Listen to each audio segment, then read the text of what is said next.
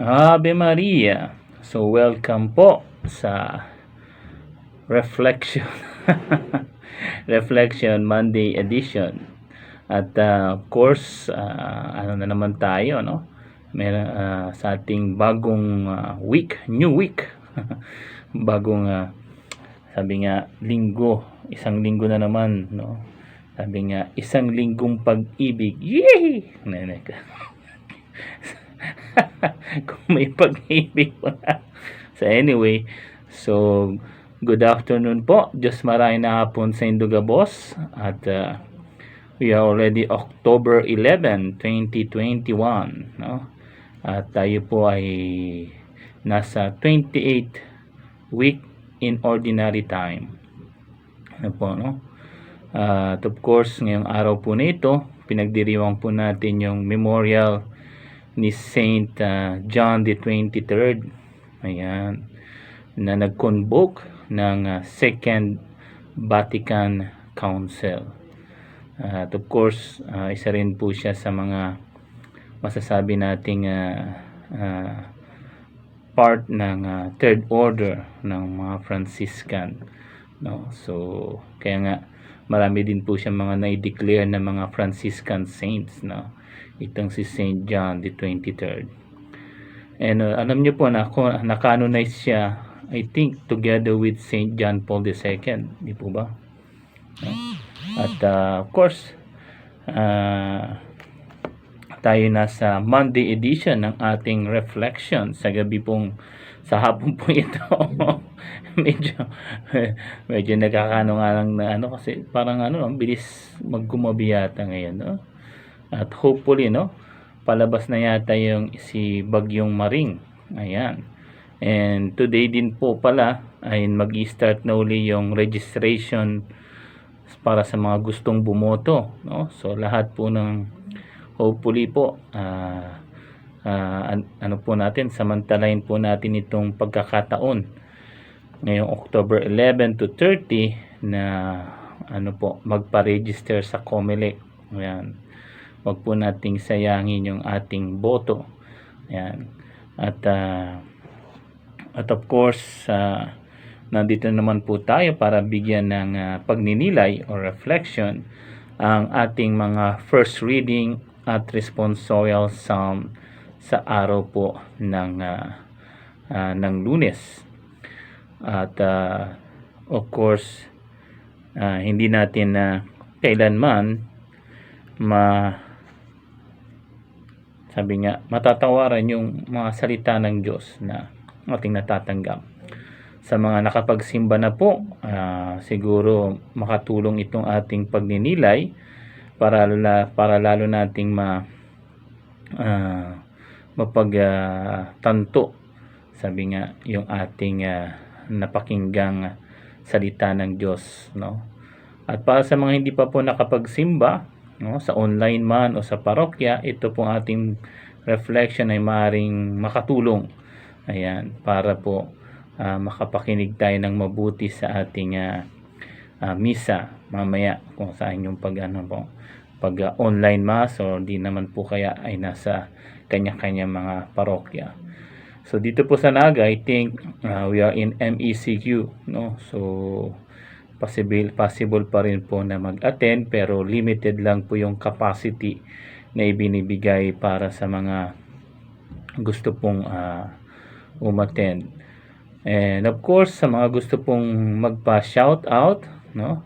At sa mga na gustong magpabati sa ating program, ay ilagay nyo lang po dyan sa ating comment section ng ating Radio Caritas Marie 98.3 FM, The Mother's Touch, no?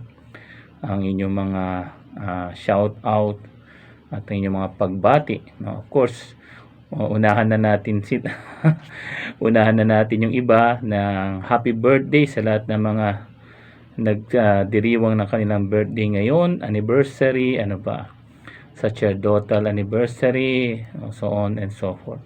So sa lahat po ng mga nagdiriwang ngayon ng birthday, anniversary, happy birthday at anniversary sa inyong lahat. Ayan. And of course, kasama pa rin po kayo sa ating closing blessing yan mamaya sa ating closing prayer. So okay, dire-diretso na po tayo. Basahin po natin ang first reading, a reading from the beginning of the letter of St. Paul to the Romans.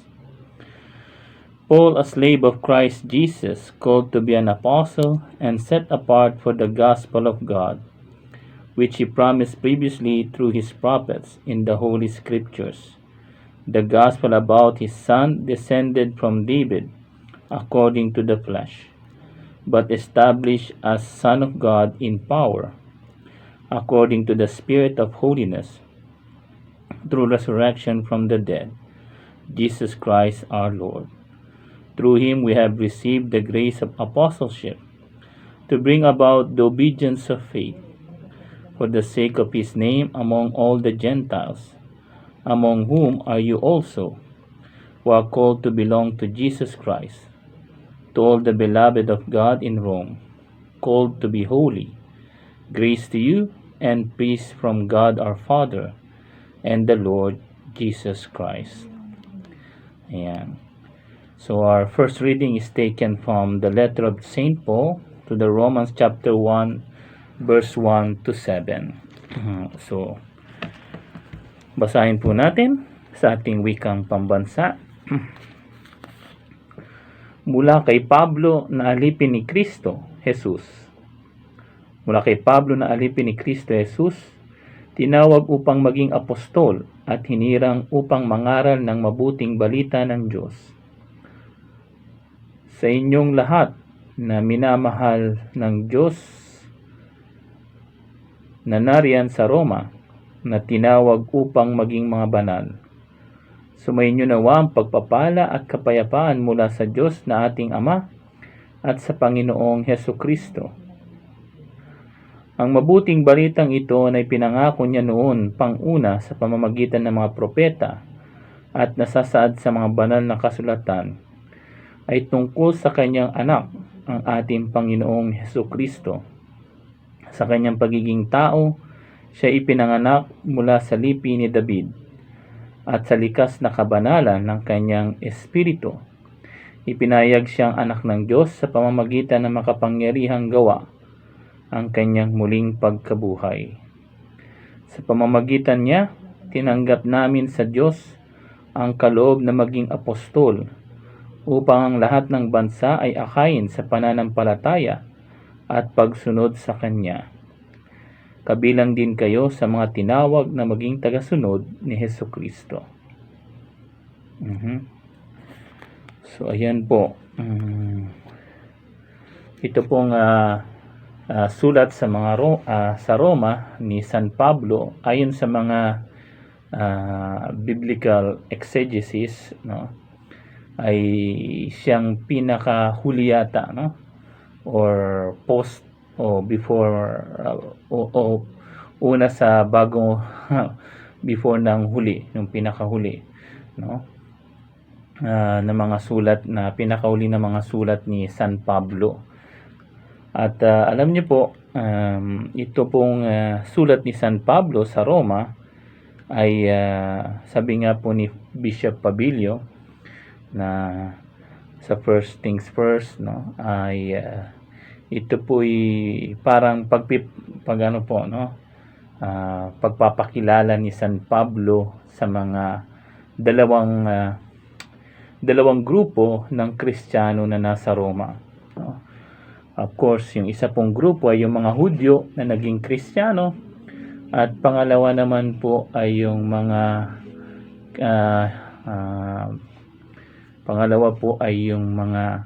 Hudyo ay mga hindi naman po mga pagano na naging Kristiyano, na tinatawag na mga Hentil, no, o Gentiles, no.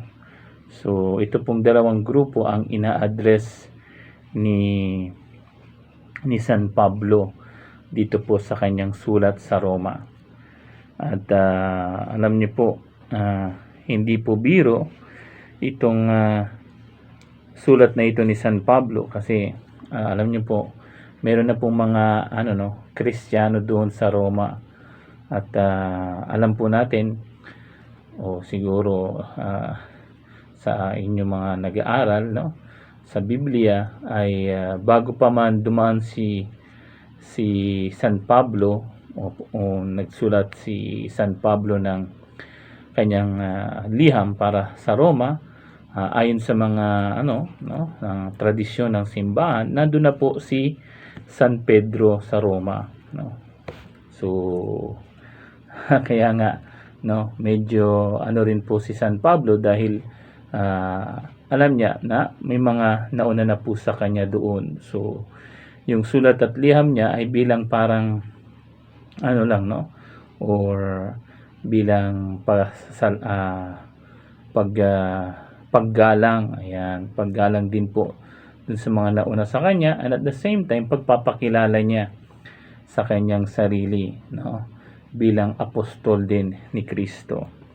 Ang napakagandang sinabi po ni San Pablo dito sa kanyang unang sulat, no, o unang sabihin natin unang kapitulo, no, ng kanyang sulat, siguro yung mas maganda, no, ay yun pong sabi niya dito, ang mabuting balita ito na ipinangako niya noon pang-una sa pamamagitan ng mga propeta at nasasaad sa mga banal na kasulatan ay tungkol sa kanyang anak, ang ating Panginoong Hesukristo. Sa kanyang pagiging tao, siya ipinanganak mula sa lipi ni David. So ipinapakita po ni San Pablo na lahat po, no, ng mga nasusulat, katulad ng mga nasa mga propeta, na sinulat ng mga propeta, at sa lahat ng mga nasa lumang tipan, no, ay patungkol sa ating Panginoong Hesukristo. Kaya nga po, no, sabi nga, hindi natin maiintindihan ang banal na kasulatan o ang Biblia kung wala po yung ating tamang pagkakilala sa ating Panginoong Hesukristo, at yung ating sabi nga pananampalataya sa Kanya, no? Kasi nga ang buong Biblia, no, ang pinaka sentro po ay ang ating Panginoong Hesukristo. At siguro hindi po baliktad, no? Hindi po, sabi nga, yun pong hindi po yung Biblia ay para kay Kristo, parang gano'n, no? Kundi sabi nga, ang buong Biblia ay si Kristo mismo, no? Kaya nga yung mga bagay na hindi natin maintindihan minsan sa Biblia, no, ay nagagawa nating maintindihan kung titignan natin, no, at pupunta muna tayo doon sa ating pagkakilala, no, sa ating Panginoon. Sabi nga ng ibang mga professor, no, sa scriptures, no, mas mabuti kung yun nga, magbabasa tayo ng Biblia, simulan nating basahin yung Gospel at yung New Testament bago natin bago natin basahin yung Old Testament, no? Kasi nga mahihirapan tayo, no, na maintindihan, no, lalo na yung may mga part sa Old Testament na medyo sa tingin ng iba ay medyo marahas, or sabi ng iba ay mahirap maarok, sabi nga sa Tagalog, yung meaning ng ng ibang mga nasa Old Testament. So mas mabuti po, no, ay simulan natin sa Gospel, ayan. Kasi nga once na naintindihan natin si Christ, si Lord, no, madali na lang, no, maintindihan yung mga nandoon po sa Old Testament. At yun nga din po yung sinasabi ni San Pablo dito, no? Sa unang kapitulo, first chapter ng letter to the Romans, no? Saint Paul is telling us, no, that those written by the prophets, those who are written in the old covenant, no, has their fulfillment in Christ, no? And those are already, no, towards Christ. Ayun, no? Lahat din ng nakasulat ay patungo para sa bagong tipan, kung walang iba kundi si Kristo, ang ating Panginoong Hesukristo. At alam nyo, napakaganda po niyang tinatawag na theology of covenant, no?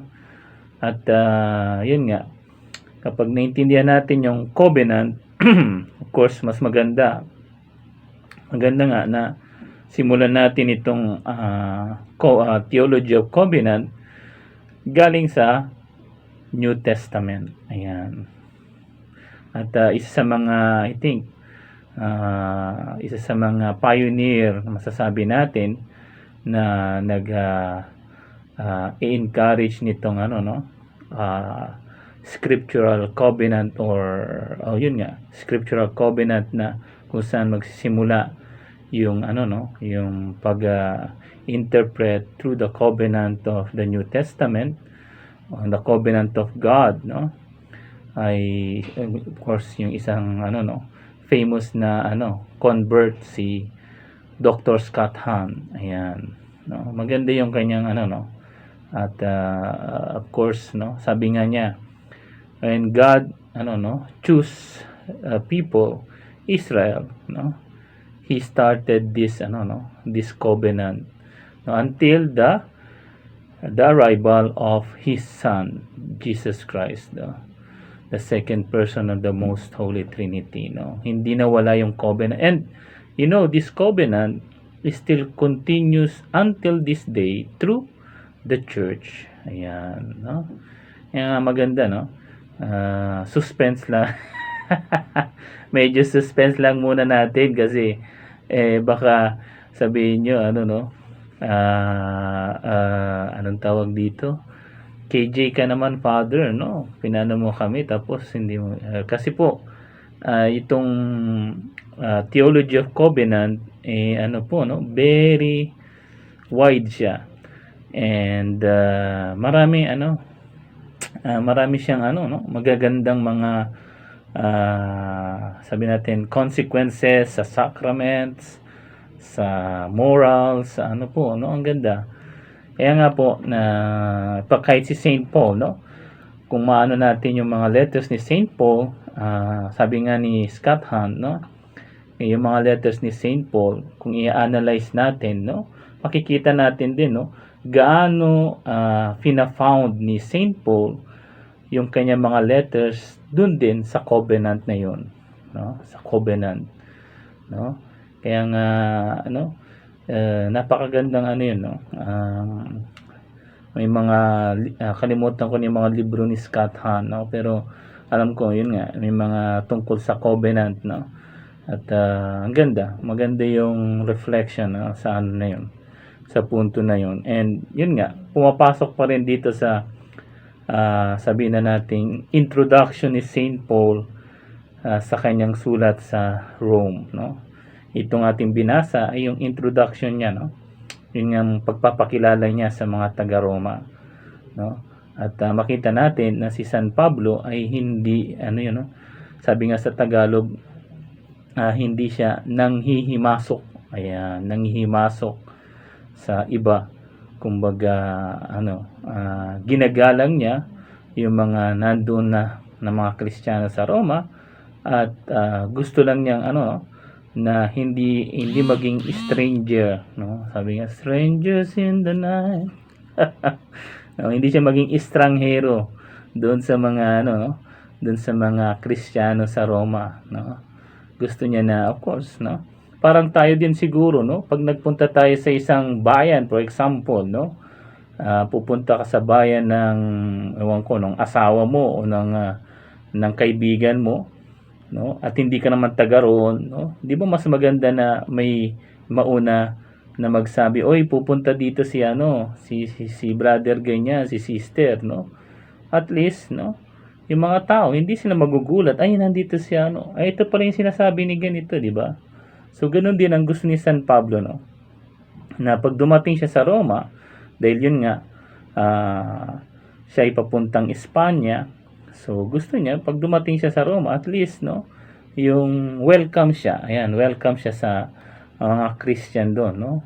Kasi nga alam niya na merong ano, no, yung sinabi natin kanina, dalawang grupo ng Kristiyano sa Roma na of course bawat grupo ay ano, no, although pare-pareha sila mga Kristiyano, pero yun nga, kailangan mo pa rin pakisamaan ayon sa kanilang nakalakhan, no? Siyempre, kung kung ma-approach mo yung mga mga Kristiyano na galing sa Judaismo, no, sa pagiging Hudyo, kailangan, no, tama din yung pakikisama mo sa kanila. Ganun din naman dun sa mga Kristiyano na hindi naman Hudyo, yung mga pagano, kailangan, no, ganun din yung tama din yung pakikisama mo sa kanila. Kaya nga, ang mahalaga din, no, sa anumang grupo, yung ating pakikisama ay nandoon. Ayan. At alam nyo, although siguro baka labas na to sa ating reading, pero maganda rin talaga yung sa isang Pilipino, no, personally speaking, yung marunong tayong makisama. Ayan. Tulad yan, no, pag alam natin na may nagsasalita, makisama tayo, huwag tayong maingay. O di kaya, pag alam natin na, di ba? Kasi, di ba, kahit ano, no, alam nyo lalo sa aming mga Tagalog, ewan ko lang sa Bicolano, sa mga ibang part, no, sa isang Manileño, no, isang Pasayeño, no, kapag may nagsasalita at ikaw ay isang ano yan, no, isang offense yan dun sa tao na nagsasalita, no. Parang sinasabi mo, umalis ka na dyan, no, huwag ka na magsalita, no. Offensive po yun, no. So siguro sa ibang okay lang yun, no? Pero sa kahit naman siguro, no, hindi lang sa taga Manila, no? Pag may nagsasalitang tao at maingay ka o may no, hindi po maganda, kasi paano kung ikaw yung nasa lugar nung taong yun na nagsasalita, di po ba? So hindi rin maganda, no. So subukan po natin yung no, pakikisama, yung paggalang, yan. Yun ang gusto ni San Pablo din, no, na may niya yung pakikisama dun sa magkaibang grupo ng Kristiyano, no. Pero yun nga, tanggapin man o hindi yung mo pakikisama, mahalaga nakikisama ka sa kanila, yan, no. Of course, dapat lang, no, sa pakikisama ilagay natin sa lugar, no, kasi minsan ayan, may mga pakikisama din na mali. Ayun, yun? Yung pakikisama sa bisyo at pakikisama sa hindi maganda, no. Sige, bad, makisama ka naman, tagay ka, hindi, Brad, makisama ka naman, manigarilyo ka, no. So ganoon din, no. Kailangan ilagay din sa lugar yung pakikisama, at kailangan din isa kang taong mayroong marunong makisama, no. So hopefully, no, bilang Pilipino hindi mawala sa atin yan, no, itong magandang ugali ng pakikisama, kasi lalong-lalo na ngayon, no, nakakalungkot kasi maraming kabataan lumalaking hindi marunong makisama, no. Kasi nga na no, nagiging individualistic na, no, na na dun sa na naka-close na sila dun sa sa gadget, no, sa mga TikTok, sa mga although of course hindi ko sinasabing masama yung TikTok, hindi ko sinasabing masama yung Facebook, no, pero kung yung pang mga yan, yung social media, no, sa atin, no, na maging indifferent, no, yung bang wala na tayong pakialam, no, sa ating basta tayo nandun lang nakatutok, that's po, mali po yan, no. Yan, and also, no, against charity. So parang sabihin na nating venial sin. Ayan. So pag baka mamaya dumating ang punto, no? Mahal mo na pala sa buhay yung wala kang pakialam, walang hindi maganda yung magiging iyong kinabukasan, no? So ayan po. Okay, tignan po natin bago tayo mag music break kung ano yung ating sino-sino yung mga magpapa-shoutout dito sa ating comment section. Of course, nandyan si Manfred Grohe. Ayan. Shoutout din natin si Kuya Sai. Ayan. Sai Centino. Si Irish Jane Hilucas Ladaran. Ayan. Si Ani Madea. Ayan. So, ayan po. And of course, binabati rin po natin yung ating Tres Marias na binati kanina. Baka sasabihin na, hindi kami binati ni Father. Yan si Criselda Ortega, si Cynthia Ortega, at si Maylin Nueva. Ayan. At of course, si Brother Chano, nandyan. No? So, okay. So, music break po muna tayo. At sa ating pagbabalik po, atin naman pong pagninilayan ang reflection po natin sa responsorial psalm. So, wag po kayong alis, magbabalik ang reflection. Ave Maria.